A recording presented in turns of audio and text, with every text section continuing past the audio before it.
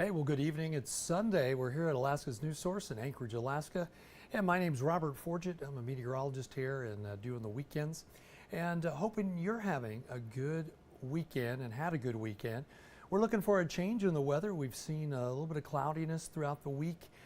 Just at the end of the week here, we've got another low pressure system moving our way. And we're seeing snow that's returned back to the west coast as well as on the slope, as we've had this low pressure system that spins counterclockwise, bringing some cold air from the north. So without further ado, let's go ahead and see what we've got. And as we take a look, we're going to go ahead and bring that up.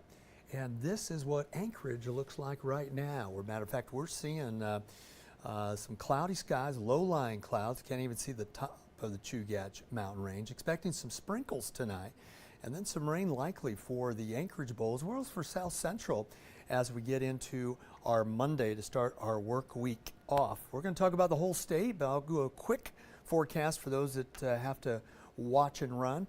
If you are on Facebook, please let me know where you're from. Say hello to me. We'll do a factoid too, one of my factoids for this week. Hopefully you'll get it.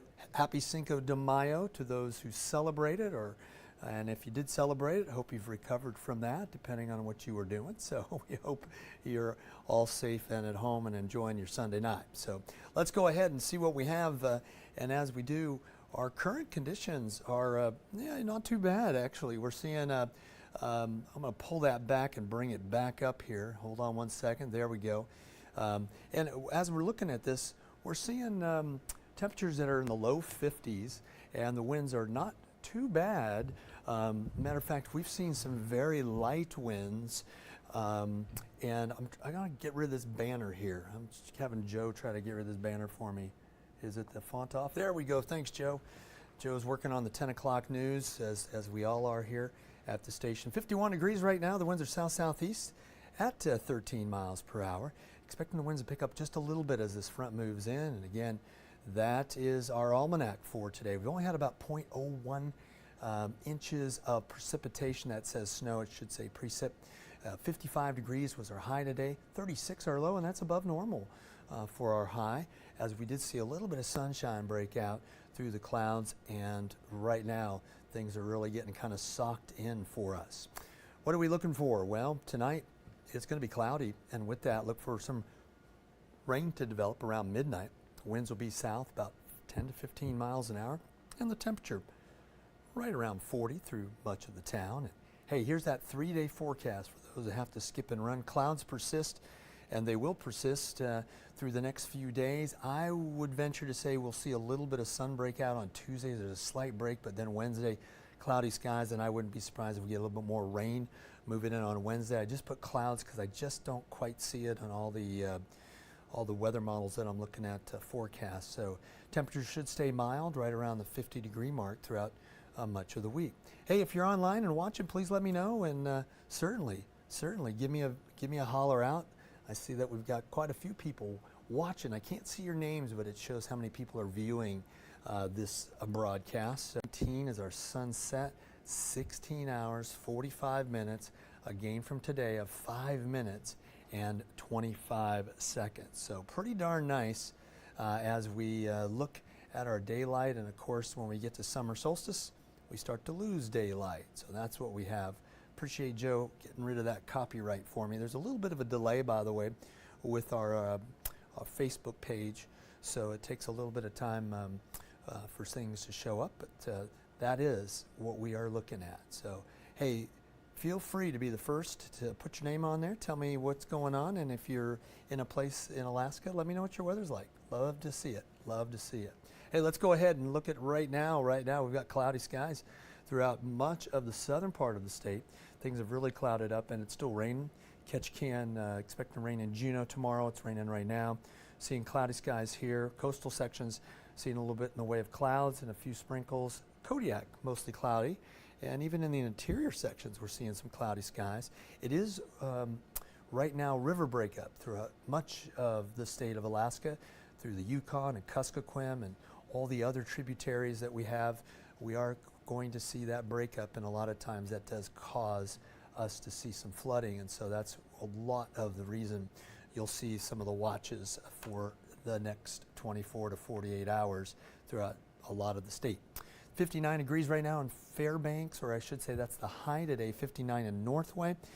We're looking at 53 in Ketchikan, 50 in Juneau, as I mentioned, 55 for us. That's pretty darn good. 48 in King Salmon. I want to show you the difference, and I do this every weekend because it really shows that cold air that's come down from the backside of a low. Again, a low pressure system brings us the weather, the disturbed weather, the weather that causes rain and different types of weather patterns.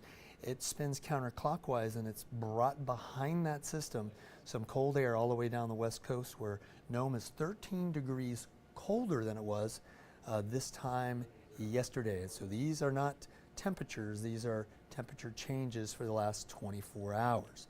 And there's that low, and as I mentioned before, that's what we see, and as a result, that's what brings that colder air down. You can definitely see that as we take a look at our forecast. Now, that cold air will start to cut off and go back up, retreat into the polar regions as we get into Tuesday, late Tuesday or early Tuesday, and we should see temperatures kind of warm up along the west coast. Have another low pressure system moving up, but for tomorrow, the old low and its associated fronts will bring rain throughout much of the southeast panhandle, and the clouds continue to be problematic. If you look at clouds as problematic through much of the interior sections, this next low should bring us another batch of some moisture. So that's what we're looking at, and that's going to hit much of the southeast panhandle as we get into late Tuesday into Wednesday. I expect to see maybe some clouds and precipitation for us too. So as we go ahead, take a look. Here's those flood watches I was talking about. Midnight to Tuesday. That was midnight last night till Tuesday AM. Flood watch for the Yukon Flats as that Yukon River melts. Downstream doesn't because of all the ice that's in the river, and so it creates kind of a stop to the water that's melted upstream, and that water comes down and has nowhere to go. And if it doesn't break and move that ice becomes a jam, and so that water goes over, starts to build up and go around it, or it rises up and takes that big ice chunk with it, and that can cause a lot of damage along the coastal communities. So flood watch right now, midnight last night till Tuesday AM. That's for the Yukon Flats. Flood watch also for the Kuskokwim Delta. We're looking at that down there, right at the end of the Kuskokwim River. And also we've got flood watch until Monday evening for the Copper River Basin. So lots going on. Southeast Panhandle, rain continues, yeah. It will continue tomorrow. We will get some breaks in Yakutat, Skagway, and Haines, but for the most part, we are going to continue to see that. Flood watch, as I mentioned, in effect up near the Fort Yukon area. Delta Junction should see some rain, Tok some rain. Healy will see that rain too. As we go to the North Slope, snow returns. We'll see snow in Utiavik, also Dead Horse. Wainwright, freezing fog, and actually freezing fog in Anatuvik Pass. And heading out to much of the western Alaska, we'll see, of course, we're going to go ahead and see a lot in the way of sunshine, but cool temperatures. Gamble will be at 18, 22 in Nome, and 34 in Bethel. Again, those colder temperatures are a reflection of that air being pulled down from the Arctic. Clouds and sun for the Aleutian chain. Look for those winds that were very gusty to die down, and most of those winds predominantly out of the northwest. Kenai Peninsula, clouds and rain, that's what we're expecting, but Kodiak should see some sunshine. And we'll also see temperatures just around 40, upper 40, up around 50, but upper 40s around the coast. Flood watch for the Copper River Basin continues till Monday evening. Temperatures about 48 in Valdez with some rain in Cordova, rain in Whittier. Glen Allen, mostly cloudy, a few scattered showers. I put cloudy and rain throughout much of the Mat-Su, but I do expect Talkeetna and Willow maybe to pop out of that, and you see some sunshine by the end of the day in the form of mostly cloudy skies. For us, we're looking at a little bit of rain starting tonight, 52, and Girdwood, 44. And as we take a look, I wanted to go over our Forgit factoid. Hopefully you can guess. Cinco de Mayo, celebrated today.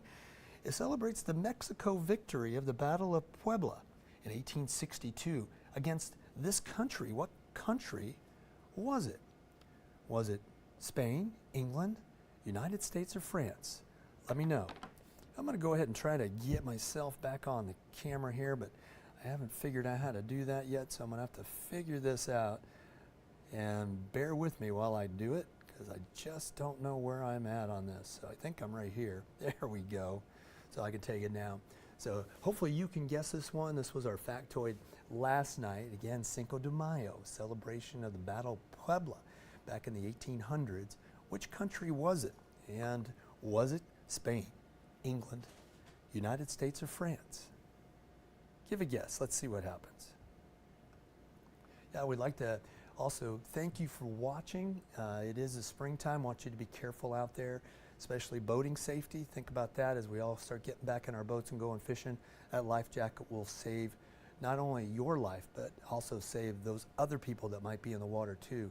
What a life jacket does is buy you time. So most times we don't die of hypothermia up here, we die of drowning. So please be careful there, wear your life jacket. If you're starting to do work outside, just be careful. We're all getting the wiggles out right now, so you want to be careful there. Hey, let's go ahead and see what we've got. And as we do, I will go ahead and take that, and let me see if I can do this right. Oh man, I have kind of done this a disservice. There we go. All right, what do you think? Spain? I got France from Hazel. Thanks, Hazel. England, United States, or France? What are you thinking? Boy, I'm just messing with the numbers here. There we go. What do you think?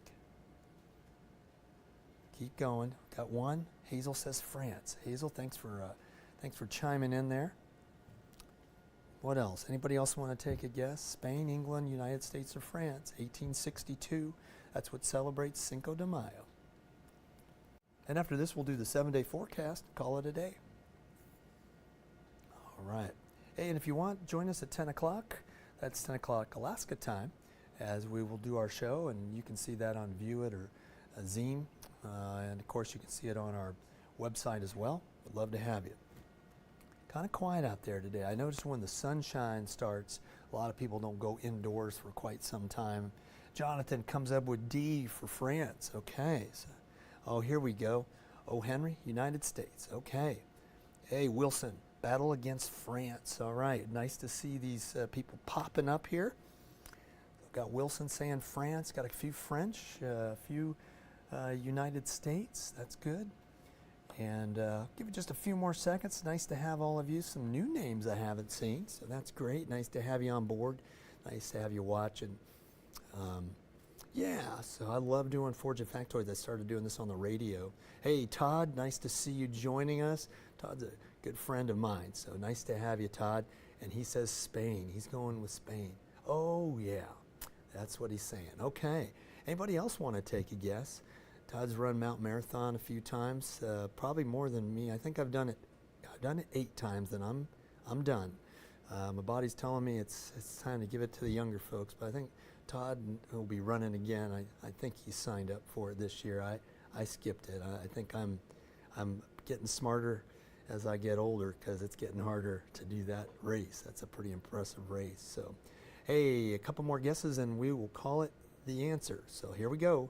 Okay, Jared goes with Spain. Todd, 9th year this time. Good for you. I think it would have been my 9th too, Todd. So good luck to you, and I know your family runs it too. So get out there and enjoy it. I'll be cheering you on. So it's almost boating season. Hey, Cheryl Lynn said A, Spain. Boy, we got a lot of Spain. No one said England yet. So that's interesting. So we've got Spain, United States, and France. I think France and maybe United States are in the lead. But Cheryl Lynn, thanks for joining us. I'm going to go ahead and give the answer here in just a second. And certainly like to have you. I think I might have another factoid loaded, so maybe we can do this again. Elaine went with D, and Maria, okay, Spain.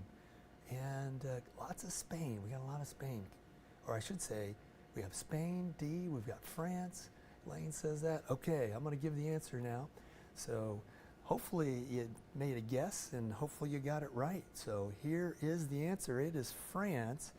And yeah, so with that, pretty darn nice. Remember, that's the Franco-Mexican War that it happened on.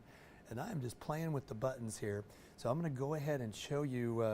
Matter of fact, let me take this. I want to show you this. Boy, if I can do this, see, we'll get rid of that.